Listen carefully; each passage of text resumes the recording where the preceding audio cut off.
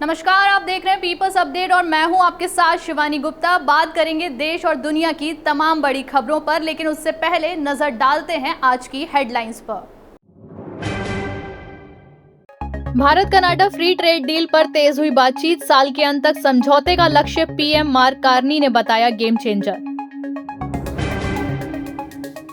Petrol diesel के बाद अब सीएनजी की मार, दिल्ली में 2 रुपए किलो महंगी हो गई गैस।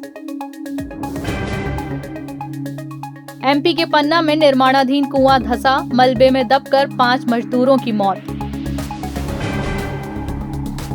मोदी सरकार के 12 साल पूरे, कड़े फैसलों से बदली देश की तस्वीर। कुवैत देशों ने दिखाई एकजुटता, मार्को रूबियो बोले हॉर्मुज हर हाल में खुलेगा। राजस्थान में ऑक्सीटोसिन इंजेक्शन पर बैन, सैंपल जांच में फेल।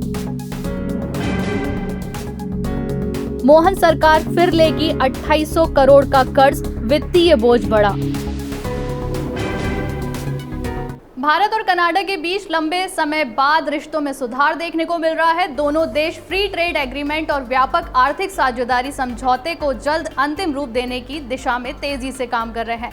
वहीं कनाडा के प्रधानमंत्री मार्क कार्नी ने भारत के साथ प्रस्तावित ट्रेड डील को कनाडा की अर्थव्यवस्था और कारोबार के लिए गेम चेंजर बताया है। लेकिन मंत्री पीयूष गोयल ने कनाडा दौरे के दौरान कई अहम बैठकें की। दोनों देशों ने 2030 तक व्यापार को 17 अरब डॉलर से बढ़ाकर 50 अरब डॉलर तक पहुंचाने का लक्ष्य रखा है। दिल्ली एनसीआर में सीएनजी की कीमतों में एक बार फिर बढ़ोतरी हुई। 26 मई की सुबह सीएनजी 2 रुपए प्रति किलो महंगा हो गया है, जिसके बाद दिल्ली में इसकी कीमत 83 रुपए 9 पैसे प्रति किलो पहुंच गई है। मई महीने में ये चौथी बार है जब सीएनजी के दाम बढ़ाए गए। बता दें कि पिछले 11 दिनों में कुल 6 रुपए प्रति किलो की बढ़ोतरी हो चुकी है। बढ़ती कीमतों का असर ऑटो, टैक्सी चालकों और रोजाना सफर करने वाले लोगों पर साफ दिखाई दे रहा है। यात्रियों का सफर अब पहले से ज्यादा महंगा हो गया है। प्रधानमंत्री नरेंद्र मोदी के नेतृत्व वाली केंद्र सरकार ने अपने 12 साल पूरे कर लिए हैं। 26 मई 2014 को पीएम मोदी ने देश की कमान संभाली थी। इन 12 वर्षों में सरकार ने कई बड़े और ऐतिहासिक फैसले लिए, जिनकी देश भर में खूब चर्चा हुई। इनमें अनुच्छेद 370 हटाना, जीएसटी लागू करना, नोटबंदी, 3 तलाक कानून, महिलाओं को 33% आरक्षण, अग्निपथ योजना और सीएए जैसे फैसले शामिल हैं। डिजिटल इंडिया, जनधन योजना और सर्जिकल स्ट्राइक जैसे कदमों ने भी सरकार की मजबूत छवि बनाई। मोदी सरकार के फैसलों ने राजनीति, अर्थव्यवस्था और समाज पर बड़ा प्रभाव डाला। नई दिल्ली में हुई क्वेड देशों के विदेश मंत्रियों की बैठक में हिंद प्रशांत क्षेत्र की सुरक्षा, समुद्री सहयोग, सप्लाई चेन और तकनीक को लेकर अहम रणनीति पर चर्चा हुई। बैठक में भारत, अमेरिका, जापान और ऑस्ट्रेलिया के विदेश मंत्री शामिल हुए। विदेश मंत्री एस जयशंकर ने कहा कि दुनिया बड़े अवसरों और चुनौतियों के दौर से गुजर रही है। ऐसे में क्वेड की भूमिका और अहम हो गई है। वहीं अमेरिकी विदेश मंत्री मार्को रूबियो ने साफ कहा कि स्ट्रेट ऑफ हॉर्मुज हर हाल में खुला रहना चाहिए और रहेगा। मध्य प्रदेश के पन्ना जिले में निर्माणाधीन कुआं धंसने से बड़ा हादसा हो गया। अजयगढ़ थाना क्षेत्र के बिहारपुरवा गांव में रेत की खदान जैसे कुएं में काम कर रहे मजदूर अचानक मिट्टी धंसने से जिंदा दब गए। हादसे में 5 लोगों की मौत की खबर सामने आई है। मृतकों की पहचान चुन्नू यादव, रामपाल यादव, राजकुमार यादव, आशीष यादव और चुनवाद पाल के रूप में हुई है।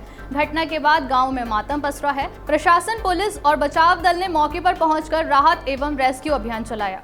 मध्य प्रदेश की मोहन यादव सरकार मई के आखिरी सप्ताह में 2800 करोड़ रुपए का नया कर्ज लेने जा रही है। सरकार ये राशि भारतीय रिजर्व बैंक के माध्यम से 2 किश्तों में जुटाएगी।